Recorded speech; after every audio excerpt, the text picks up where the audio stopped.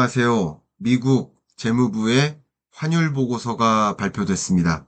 자, 환율 보고서 바로 보여드리면서 이게 어떤 의미가 있고 한국을 환율 조작 후보국으로 지정을 했는데 향후 이 보고서를 바탕으로 어떤 정책 드라이브를 어, 운용해 나갈 것인지 한번 진단해 보도록 하겠습니다.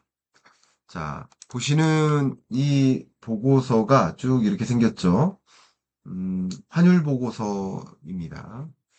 자, 이 환율 보고서는 1년에 두 차례 미국 재무부로부터 발행되고 있습니다. 이 환율 보고서의 주요 목차나 이런 내용들이 이렇게 쭉 나오는데 여기에 핵심이 되는 것 하나 말씀드리면 여기 자료 내용 보이시죠? 제가 어, 조금 이렇게 크게 띄워드려야 될 것 같습니다. 이렇게, 그죠? 잘 보이시죠? 자, 보시면, 일단, 이 보고서에서 무엇을 찾았느냐면, 어, 세 가지 기준이 있습니다. 그 세 가지 기준을 가지고, 미국의 무역 적자를 많이 만들거나 혹은 미국과의 어떤 경상수지를 봤을 때 너무 많은, 그러니까 쉽게 말하면 미국으로부터 돈을 많이 벌어가는 나라, 또 외환시장에 개입하는 나라, 뭐 그런 나라들을 기준으로 해서 환율 조작 후보국 혹은 환율 조작국 여부를 판단하는데 여기 보시면 중국, 일본, 한국, 그리고 타이완, 대만, 싱가포르, 베트남, 저머니, 독일, 아일랜드, 스위tzerland. 이 나라들까지 모니터링 리스트, 환율 조작 후보국, 관찰 대상국에 포함시켰다라는 게 이게 요약 부분입니다.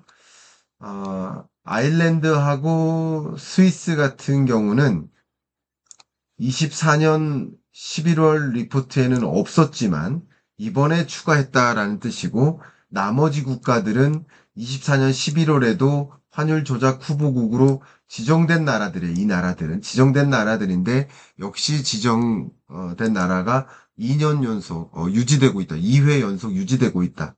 이런 뜻입니다. 그리고 여기에 있는 그 핵심이 보시면 이런 기준이고 또 이게 핵심이 되는 테이블입니다. 자, 근데 이렇게 보면 좀 덜 여러분들께 보이니까요.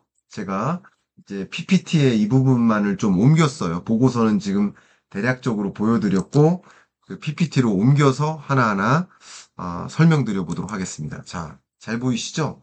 자, 일단 미국 환율 보고서 상에서 환율 조작국 혹은 환율 조작 후보국을 지정하는 방법은 크게 이 세 가지 기준을 활용합니다. 이 세 가지 기준이 뭐냐면 첫 번째, 외환시장에 개입하고 있나? 근데 무조건 외환시장에 우리나라도 하고 있고요. 외환시장에 개입을 어느 정도 하는가, 적정한 수준에서 하는 것은 용서할 만하지만 과도하게 한다. 그게 뭡니까? 기준이 GDP에서 약 2% 정도 차지한다. 그 외환시장 개입 규모가 예를 들어서 외환 순매수라든가 그 규모가 GDP 대비 2% 이상이거나 그 외환 순매수를 8개월 이상 지속하거나 뭐 이러면은 외환시장 개입이라고 판단하는 겁니다. 두 번째는 여기 두 번째 크라이테리언 이거는 경상수지 흑자를 보는 건데 대미 경상수지 흑자 폭이 3%, GDP 대비 3% 이상이나 된다. 미국으로부터 돈을 이렇게 많이 벌어간다. 하면 그것은 역시 환율 조작 후보국이라고 보는 겁니다. 이거 참 재밌죠? 어, 세 번째. 제가 재밌다는 얘기는 환율 조작 여부 때문에 경상수지에 상당한 흑자가 있는 것이다라고 가정하는 거잖아요. 역시 이것까지 마저 본다면 이것은 대미 무역 수지예요. 대미 무역 수지의 흑자가 이 보시면 150억 달러 이상의 상품 및 서비스 무역 수지 흑자가 있다면 그러면 역시 환율 조작국이다. 그러니까 이 일본이 무역 수지인 거예요. 대미 무역 수지 흑자가 150억 달러 이상이면 우리나라 150억 달러 이상이에요. 그리고 경상수지의 흑자가 그 규모가 GDP 대비 3% 이상이면 그리고 여기서는 지속적으로 intervention 뭐예요? 외환시장 개입인 거죠. 이게 GDP 대비 2% 이상이면 그죠? 그리고 8개월 이상 외환을 순매수하면 그러니까 이게 바로 기준선인 겁니다. 자, 그러면 이 기준이 참 재밌는 것은 뭐냐면 말씀드려 볼게요. 우리나라가 대미무역 수지가 흑자라는 것은 환율을 조작해서 흑자라는 거예요. 대미무역 수지가 흑자폭이 크면 환율을 조작했기 때문에 무역 수지가 흑자인 거예요? 아니잖아요. 환율 조작을 하지 않았어도 우리나라의 상품 경쟁력이 높거나 예를 들어서 우리나라 한류 콘텐츠가 미국으로 많이 수출되고 있는데 그럼 한류 콘텐츠 수출이 환율 조작 때문에 가능한 거예요?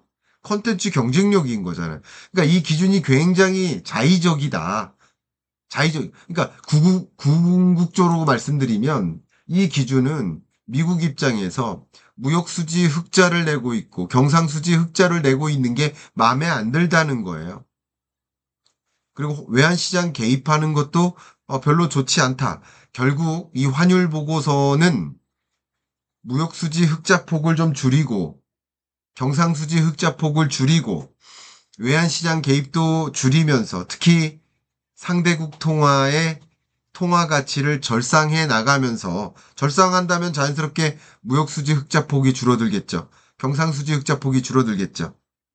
결국은 환율이라는 것을 뭐 가급적이면 절상해서 너네 나라에서 미국으로 수출하기 불리하게 해줘라.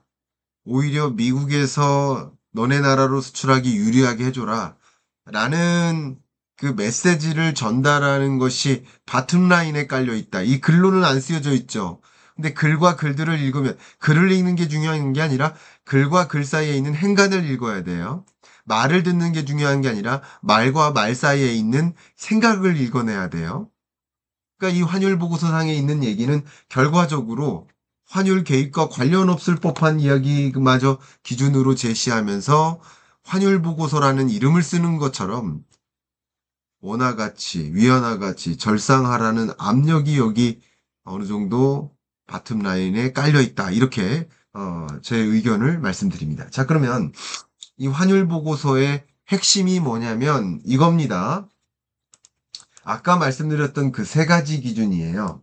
FX intervention, 외환시장 개입 여부, 그죠? 그리고 current account, 경상수지, 그리고 여기 보시면 bilateral trade, 상품과 서비스, 상품 무역과 서비스 무역의 무역 수지라고 볼 수 있겠습니다. 이게 아까 말씀드렸던 그 기준에서처럼 외환시장 개입 규모가 외환 순매수가 2% 이상이면 그러면 이 부분에는 문제가 있다고 보여지는 거예요. 보시는 것처럼 싱가포르 같은 경우는 문제가 있다고 보는 거예요. 그죠? 5.3%나 되고 외환시장 개입 규모가 그리고 8개월 이상 외환을 순매수했다. 그러면 이 부분에는 지적사항인 겁니다. 첫 번째. 그리고 대부분의 나라들은 경상수지 흑자에서 걸려요. 그죠? 우리나라도 여기서 걸리죠. 그리고 무역수지 흑자도 150억 달러 이상인 경우 걸리죠. 근데 우리나라 같은 경우는 보시는 것처럼 550억 달러니까 걸리는 거예요. 그죠? 걸리는 겁니다.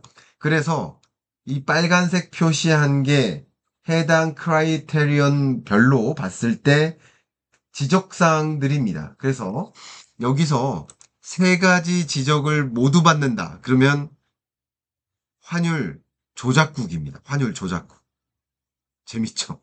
그리고 두 가지가 지적이 된다. 환율 조작 후보국이에요.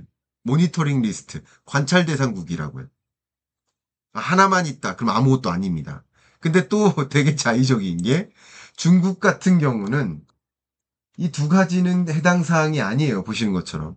외환시장 개입과 경상수지 흑자폭만큼은 오히려 중국이 그렇게 이 3% 이상이 아니에요. 해당국이 아닙니다. 근데 무역수지 흑자 규모가 너무 많다는 거예요.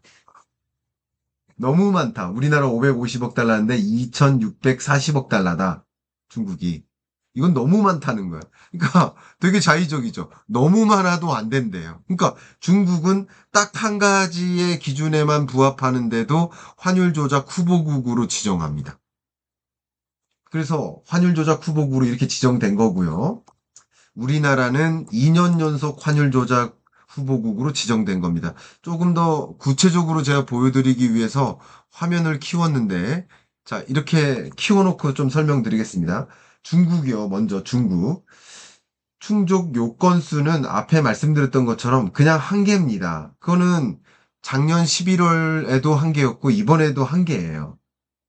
근데 대미무역 수지 흑자가 너무 크기 때문에 그러니까 아웃사이즈드 이런 표현이 있습니다. 보고서상에 너무 크다. 아웃사이즈드라는 표현이 있기 때문에 나머지 같은 경우는 뭐 해당되지 않지만 관찰 대상국이다. 클로스 모니터링 대상국이다. 라고 표현합니다. 자, 그다음 한국으로 가겠습니다.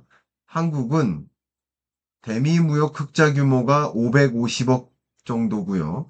이게 작년 기준으로 보면 작년 11월 보고서상에서는 500억 달러였는데 550억 달러로 또 그마저 늘었어요. 무역 수지 흑자 폭이 늘었어요. 그리고 경상수지에도 마찬가지 GDP 대비 우리나라가 5.3%입니다. 근데 작년 보고서에는 3.7%였거든요. 작년보다도 늘었고 두 개 요건 모두 충족하니까 관찰 대상국인 겁니다. 그리고 뭐 특이사항은 여기 쭉 보시면 스위츠랜드, 스위스가 있고요. 그리고 아일랜드가 있는데 이 두 개 나라들은 한 가지 요건만 충족했었어요. 경상수지 흑자 이 두 가지 둘 다. 근데 이번에는 무역수지 흑자로 전환한 거예요. 아일랜드도 무역수지 흑자 전환 250억 달러, 스위스도 170억 달러, 무역수지 흑자 전환한 거예요. 그러니까 이 두 가지 요건에 부합하니까 이번에 다시 지정한 겁니다. 지정하지 않았다가 지정한 겁니다. 이제 구체적으로 여러분 충분히 이 환율 보고서의 내용을 읽으셨던 것 같습니다. 굉장히 자의적인 보고서다라고 저의 평가 의견을 먼저 드리도록 하겠습니다. 이 자의적인 보고서를 내는 이유는 뭘까요?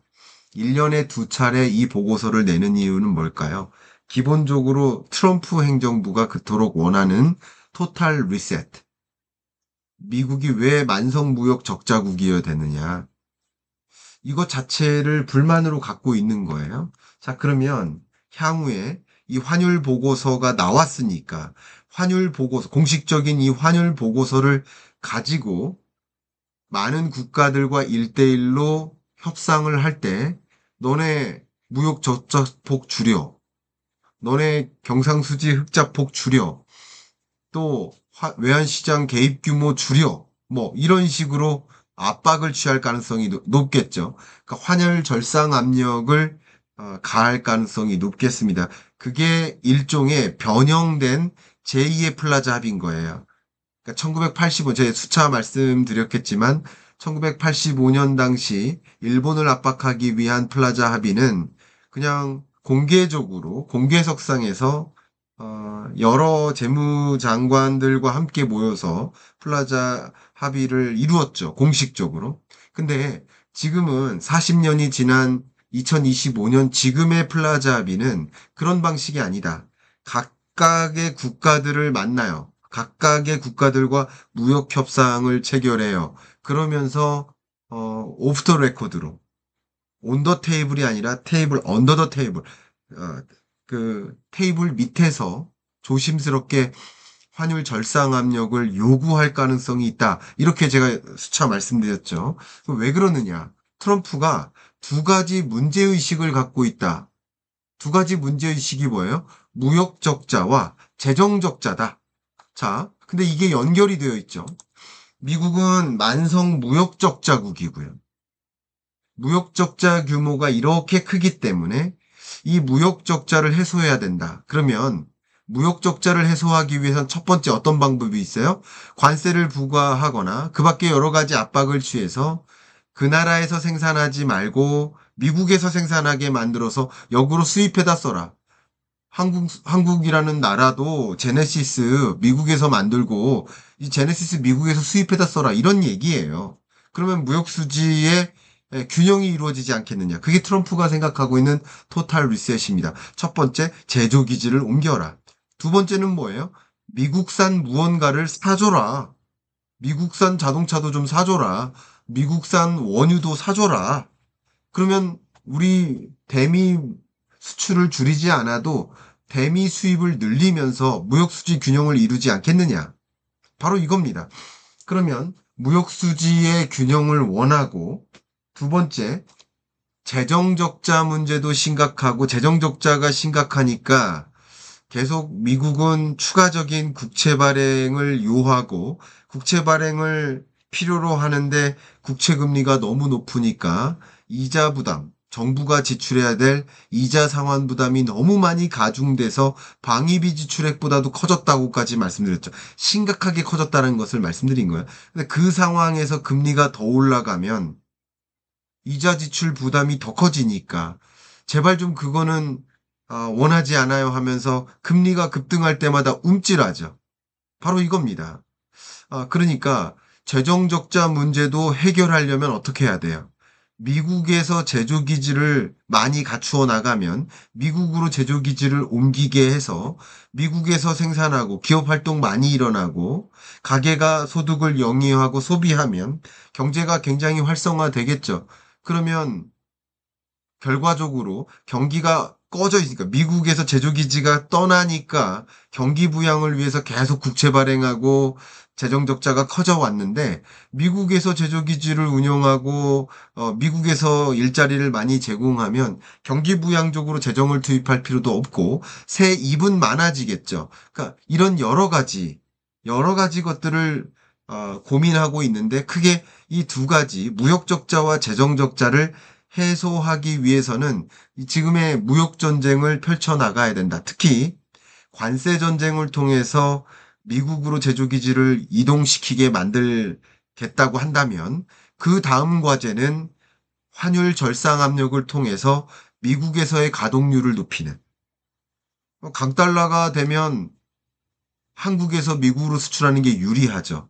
제조기지가 한국에도 있고 제조기지가 또 미국에도 있다라고 한다면 이제 어디에서 제조할까의 문제예요.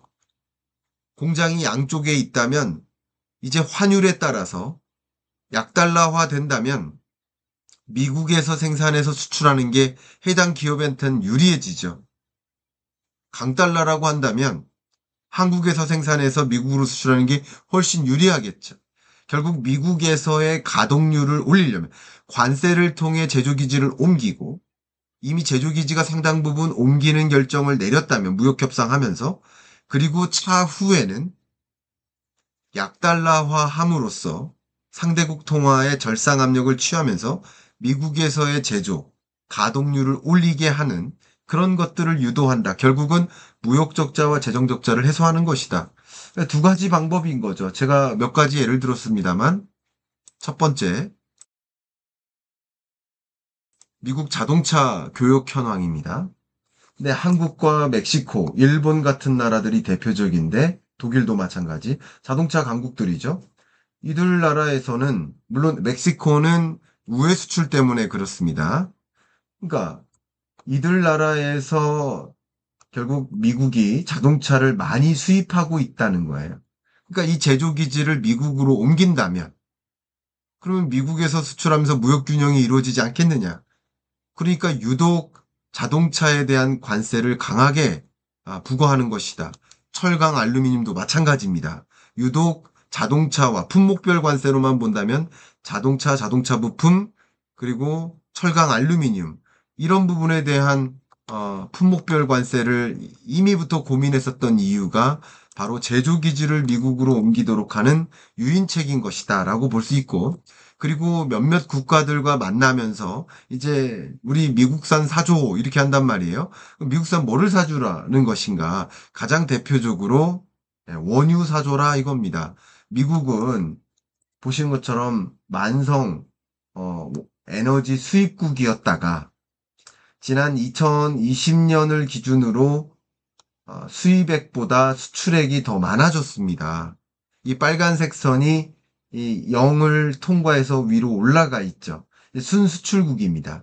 근데 지금부터 에너지를 더 많이 생산해 나갈 계획들을 트럼프 행정부는 가지고 있기 때문에 지금 생산량도 늘리고 있습니다, 실제.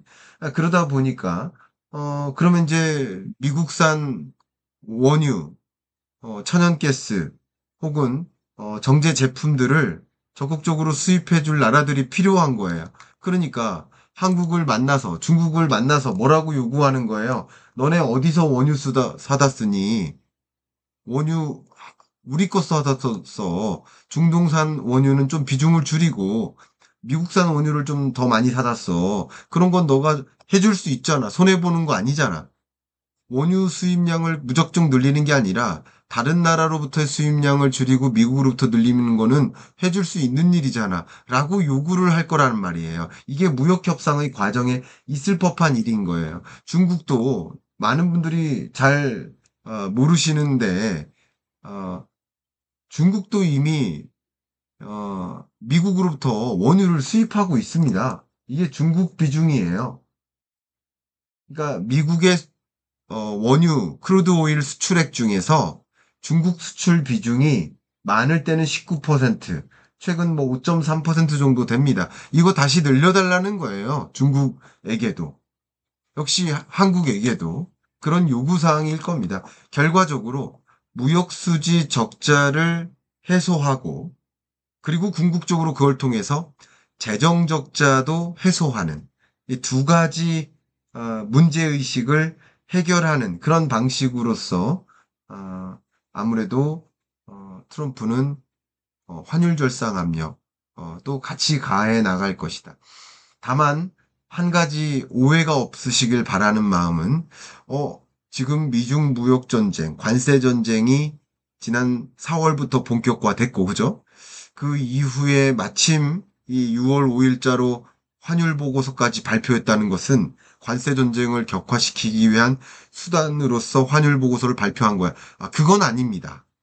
아닌 건 아니라고 말씀드릴게요. 환율 보고서는 원래 미 재무부가 1년에 두 차례 발표합니다. 6월 초에 한 번, 또 11월에 한 번. 이렇게 매년 두 차례 발표합니다.